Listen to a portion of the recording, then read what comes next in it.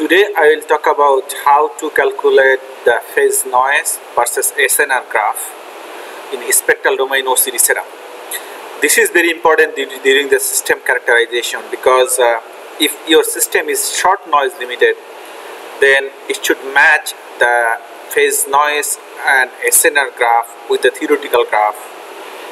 So here in the x-axis we will plot the SNR, signal to noise ratio. In y-axis we will plot the phase noise. So here in the graph we can see that the blue graph is the theoretical graph and the dot point is the experimental data. They are pretty closely matched. So how did we calculated the phase noise?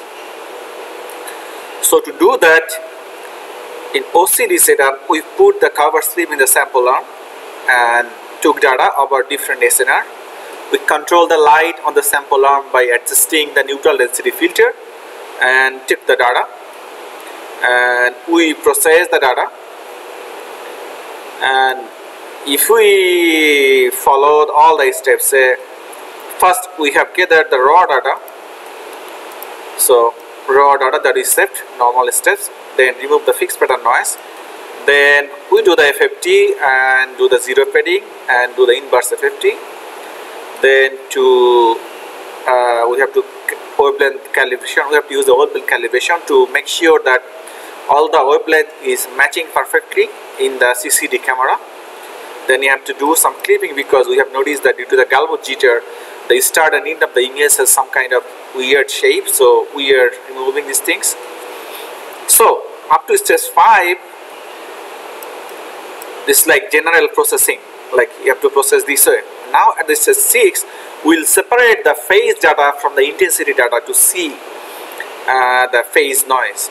So we'll use this phase information to calculate the phase noise, and we'll use the intensity information to calculate the SNR. So this will be used to calculate the SNR, and the phase data will be used to calculate the phase noise.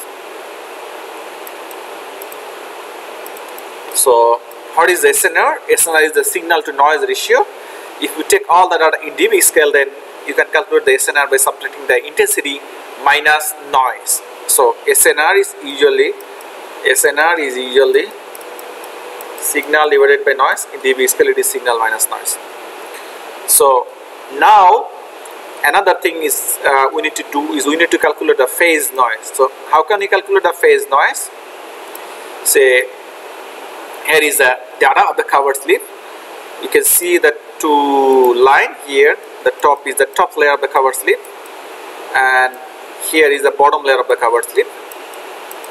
So we can see basically two line, and this is the phase of the data. And we can see here that this is the top layer phase, this is the bottom layer phase.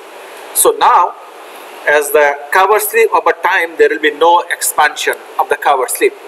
So basically the phase difference between the layer, top layer minus bottom layer, that is the phase difference. If we call phase difference, del phi equal to phi top layer minus phi bottom layer. So that should be, phase difference should be very little. There should not be any phase difference. Ideally should be constant, because the cover slip is a inert thing. It's not expanding or it's not shrinking. So there should not be any phase change. But due to noise introduction in the system, we will see that phase difference will change. This phase difference will be changed like that. So if we take the standard deviation of the phase difference, we'll be able to see that like how much is the fluctuation. So this fluctuation we call the phase noise. So we'll do that. We'll subtract the phase difference. Then if we do the standard deviation of the phase difference, then that's we call the phase noise. So that's phase noise.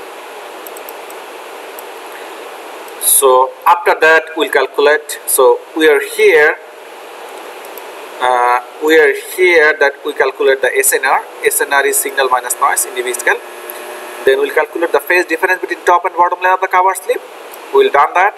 Then after that, we'll calculate the phase noise by taking the standard deviation of the phase, and basically we'll plot the phase noise versus SNR. So one trick I did here is that I did something automatic to calculate the phase difference. So to figure out what is the top and bottom of the phase layer, you can see here that I draw two lines. This is basically like I took the maximum data, maximum value here, maximum point when I ignored this part of the data, and again I calculate the maximum point for this one by ignoring the first part of the data to make sure that like this maximum keeps there. So this way I figure out what is the index of the top layer and bottom layer. Index 1 here, index 2 here. If I know the two index, I can subtract the phase. So you don't need to do anything manually, just use the code to calculate the phase noise. So basically this is the code I use. So your input file will be the DAT files, then you have to use the calibration files, and you have to use the dispersion files. So output will be the phase noise.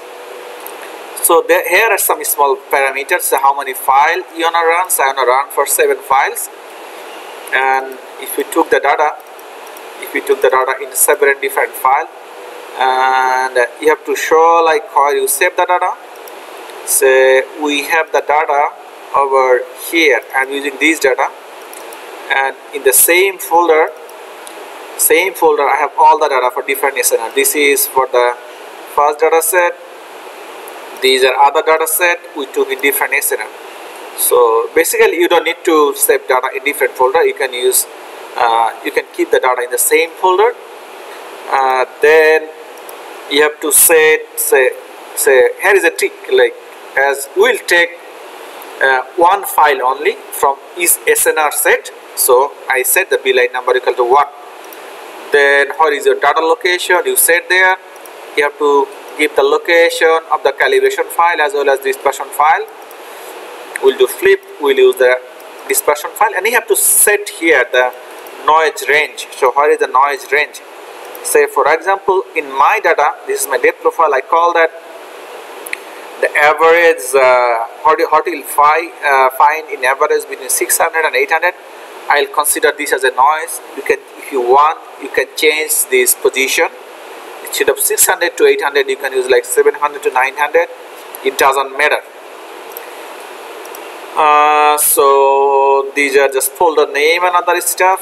You need to set up like what is your A line number, what is your B line number, or set other thing. So we are loading the data as I explained here, like what are the steps we'll do. So we are just doing these things here.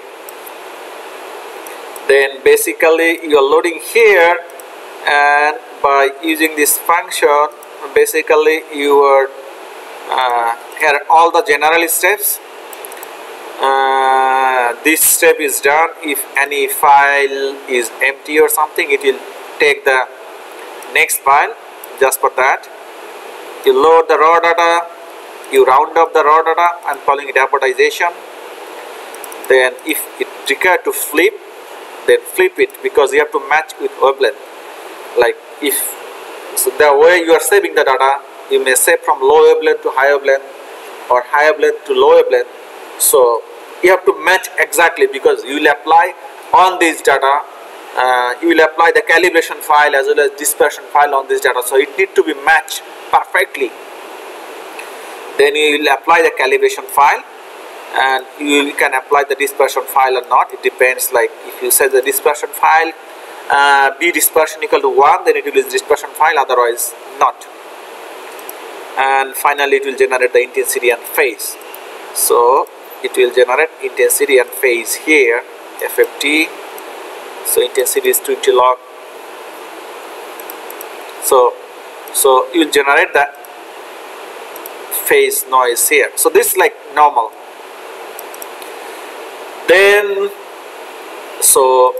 Then I calculated the maximum position of the two peak. So I need to figure out what is the maximum position of two peak. So I figure out here what is the maximum position of the peak. I figure it out automatically. This is the dispersion. Then you calculate the noise and you calculate the phase difference. So you have to unwrap the phase to calculate the phase difference. I cutted the side and then calculate the phase difference. The I1 and I2 I found from here actually, and then I calculate the phase difference, and then I took the standard deviation of the phase basically, and here just I save the data. One thing just to mention is that as we have the cover slip, and cover slip has both top layer and the bottom layer. So when we will calculate the phase noise, when we calculate the SNR, then we have to take the average of the top layer and the bottom layer. So the averaging is done here. That we will consider as a phase noise. So let's run and see how the things goes.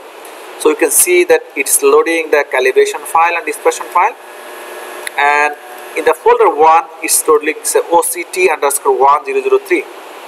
So why it's loading 003? Because if we look at here, we said that the file prefix is OCD underscore, and we said that we wanna get the data only from number 3. So that's why for each data set OCT1, this is for one particular SNR. OCT1 is for one particular SNR.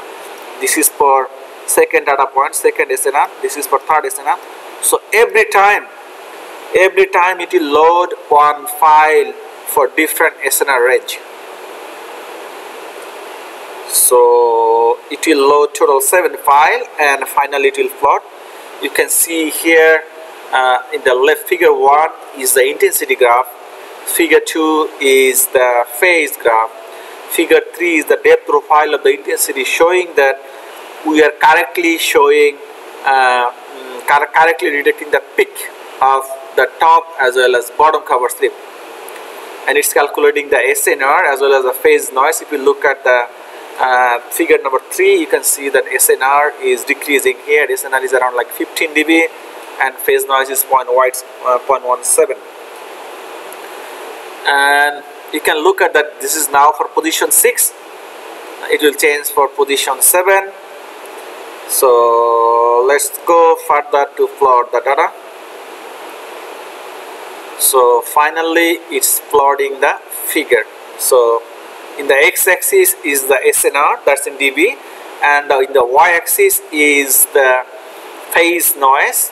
We plotted this graph in semi-log scale. You can plot in any scale, and you can see that straight line as phase noise, theoretical phase noise is equal to 1 by theoretical phase noise equal to 1 by SNR. So let me write it down.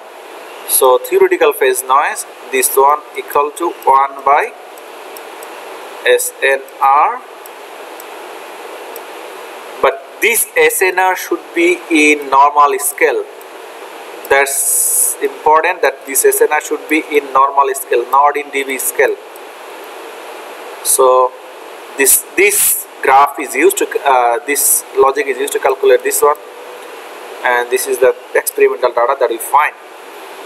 So in this way actually you can calculate what is your SNR versus phase noise curve. If you think that both the theoretical and experimental data is not matching, if it doesn't match, that means your system is not short noise limited. So you need to make sure that your system runs on the short noise limited region, because this is the best region where your system will give like good performance. So that's all for the SNR versus phase noise. Oh, one thing, this graph is very important if you do any phase measurement, because in the phase measurement there will be some inherent noise, and so these are the, if you look at the graph, you can see like what is the noise. So if you want to take any measurement where you want to see some like swelling or shrinking, if your SNR is not high enough, that will have a lot of noise, and you'll not be able to see a small amount of displacement. If your system has high SNR, that means if your system has high SNR, that means your noise level is pretty small. As the SNR goes high, noise level reduces. That means you'll be able to detect the small amount of movement in the sample. So in a nutshell, if your SNR is high, you can easily able to detect small kind of perturbation in the sample. So in order to detect the small amount of perturbation, your system should have high SNR. So everyone should target for the high SNR. Otherwise, it's not possible to detect the small amount of signal, small amount of optical signal from the sample. Thank you very much.